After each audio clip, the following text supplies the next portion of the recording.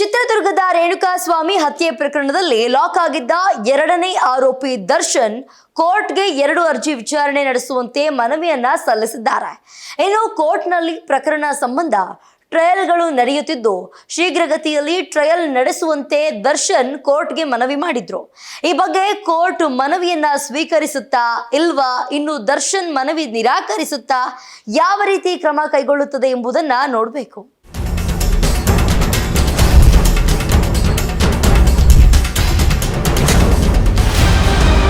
Trial ನಡೆಸುವಂತೆ ಮತ್ತೆ ದಾಸ ಹೈಡ್ರಾಮಾ.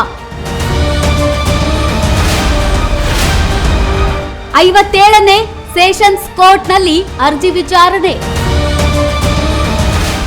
ರೇಣುಕಾಸ್ವಾಮಿ ಕೊಲೆ ಪ್ರಕರಣದಲ್ಲಿ 2 ವರ್ಷದಿಂದ ಜೈಲುವಾಸ ಅನುಭವಿಸುತ್ತಿರುವ ದರ್ಶನ್ ಜೈಲಿನಿಂದ ಹೊರಬರಲು ಪರದಾಡ್ತಿದ್ದಾರೆ. ಕತ್ತಲೆ ಕೋಣೆ, ಜೈಲೂಟ ತಿಂದು ಸಾಕಾಗಿರುವ ದಾಸನಿಗೆ ಜೀವನ ಪಾಠ ಕಲಿಸಿದ್ರು ಕಷ್ಟದ ಜೀವನ ಎದುರಿಸಲು ಹರಸಾಹಸ ಪಡ್ತಿದ್ದಾರೆ. ಹೀಗಾಗಿ ಶತಾಯ ಗತಾಯ ಜಾಮೀನು ಪಡೆದು ಹೊರಬರಲು ಭಾರಿ ಕಸರತ್ತು ನಡೆಸುತ್ತಿದ್ದಾರೆ.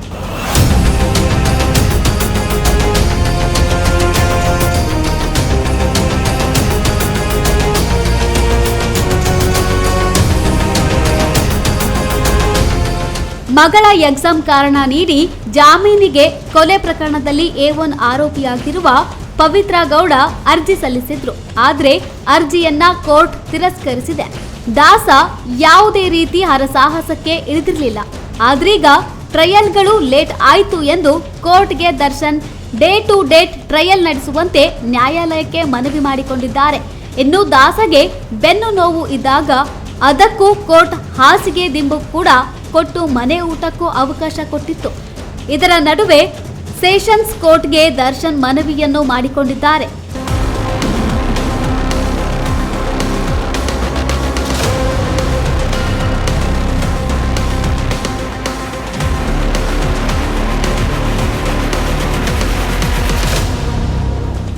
ದರ್ಶನ್ 2 ಅರ್ಜಿಯನ್ನು ಕೋರ್ಟ್ಗೆ ಸಲ್ಲಿಸಿದ್ದು ಬೇಲ್ ಕೊಡಿ ಎಂದು ಕೇಳಿದ್ದಾರೆ.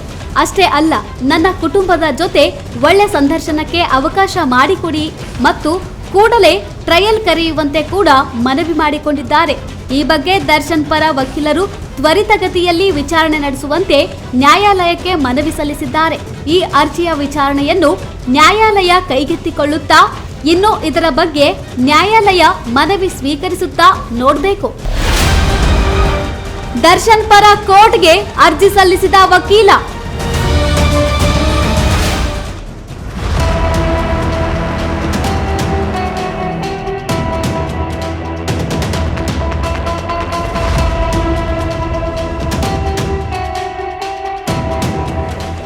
ರೇಣುಕಾಸ್ವಾಮಿ ಪ್ರಕರಣಕ್ಕೆ ಸಂಬಂಧಪಟ್ಟಂತೆ ಟ್ರಯಲ್ ನಡೆಯುತ್ತಿತ್ತು. ಸಾಕ್ಷಿಗಳ ವಿಚಾರಣೆ ಕೂಡ ನಡೆಯುತ್ತಿತ್ತು. ಇದಕ್ಕೆ ಸಾಕಷ್ಟು ಸಮಯ ಬೇಕಾಗುತ್ತೆ. ಇದಕ್ಕೆ ಈ ಪ್ರಕರಣಕ್ಕೆ ಸಂಬಂಧಿಸಿದಂತೆ ಸಾಕ್ಷಿಗಳ ಪುರಾವೆಗಳೇ ಇದೆ. ಈ ಕಾರಣಕ್ಕೆ ದರ್ಶನ್ ಡೇ ಟು ಡೇ ಬೇಸಿಸ್ನಲ್ಲಿ ವಿಚಾರಣೆ ನಡೆಸುವಂತೆ ಮನವಿ ಮಾಡಿಕೊಂಡಿದ್ದಾರೆ. ಇನ್ನು ದರ್ಶನ್ ಪರ ವಕೀಲರು ಮನವಿ ಸಲ್ಲಿಸಿದ್ದು ಅರ್ಜಿಗೆ ಎಸ್ಪಿಪಿ ಪ್ರಸನ್ನ ಕುಮಾರ್ ಆಕ್ಷೇಪ ವ್ಯಕ್ತಪಡಿಸಿದ್ದಾರೆ. ಅಲ್ಲದೆ ಪೊಲೀಸರು ಕೂಡ ತ್ವರಿತಗತಿಯಲ್ಲಿ ವಿಚಾರಣೆ ಮಾಡುವುದಕ್ಕೆ ಆಕ್ಷೇಪ ಸಲ್ಲಿಸುವ ಸಾಧ್ಯತೆ ಇದೆ. ಹೀಗಾಗಿ ಡೇ ಟು ಡೇ ಬೇಸಿಸ್ನ ವಿಚಾರಣೆ ಕುತೂಹಲ ಕೆರಳಿಸಿದೆ. ಒಂದು ವೇಳೆ ನ್ಯಾಯಾಲಯ ಒಪ್ಪಿದರೆ ದರ್ಶನ್ಗೆ ಬಹು ಬೇಗನೆ ಜಾಮೀನು ಸಿಗುವ ಸಾಧ್ಯತೆ ಇದೆ ಎಂದು ಎಸ್ಪಿಪಿ ಆಕ್ಷೇಪ ಹೊರಹಾಕಿದೆ. ಒಂದು ಅರ್ಜಿಯಲ್ಲಿ ದಾಸಗೆ ಕೊಂಚ ಮಟ್ಟಿಗೆ ರಿಲೀಫ್. ಗನ್ ಲೈಸೆನ್ಸ್ಗೆ ಮಧ್ಯಂತರ ತಡೆ ನೀಡಿದ ಹೈಕೋರ್ಟ್. ಇಂದು ದರ್ಶನ್ಗೆ ಇನ್ನೊಂದು ಅರ್ಜಿಯಲ್ಲಿ ಸ್ವಲ್ಪ ಮಟ್ಟಿಗೆ ರಿಲೀಫ್ ಸಿಕ್ಕಿದೆ. 2024ರಲ್ಲಿ ದರ್ಶನ್ ಮಧ್ಯಂತರ ಜಾಮೀನು ಸಿಕ್ಕು ಹೊರಬಂದಿದ್ರು.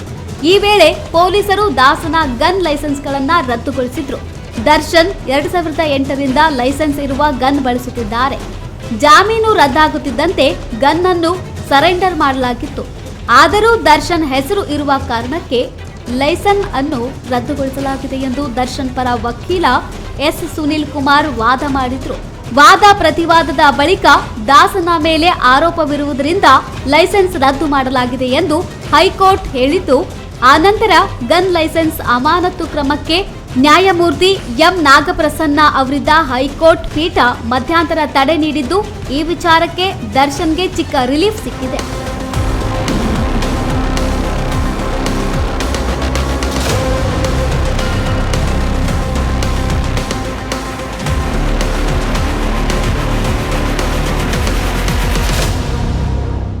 ಜೈಲಿನಲ್ಲಿರುವ ದರ್ಶನ್ಗೆ ವಿಜಯಲಕ್ಷ್ಮಿ ಹಾಗೂ ವಿನೀಶ್ ಒಳ ಸಂದರ್ಶನಕ್ಕೆ ನ್ಯಾಯಾಲಯ ಅವಕಾಶ ಕೊಡುತ್ತಾ? ದರ್ಶನ್ ಮನವಿಯನ್ನ ಕೋರ್ಟ್ ನಿರಾಕರಿಸುತ್ತಾ ಅಥವಾ ಬೇಲ್ ನೀಡುತ್ತಾ? ಅರ್ಜಿಯನ್ನ ಯಾವ ರೀತಿ ಕೋರ್ಟ್ ಕ್ರಮ ಕೈಗೊಳ್ಳುತ್ತೆ ಎನ್ನುವುದಕ್ಕೆಲ್ಲ ಶೀಘ್ರದಲ್ಲೇ ಉತ್ತರ ಸಿಗಲಿದೆ.